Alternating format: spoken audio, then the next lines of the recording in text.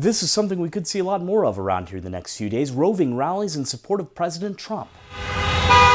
This caravan of Trump supporters rolled past the Washington Monument down Constitution Avenue a little after 8 this evening.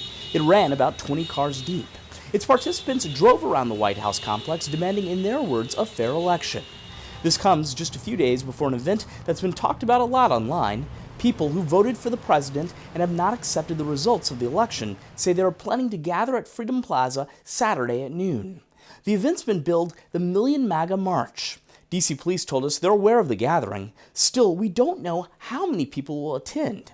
The National Park Service said it got a permit application for the plaza Saturday that estimated a crowd of 50 people. But as we saw tonight, there were dozens of Trump supporters on the National Mall. One person even told us he's in town from Los Angeles.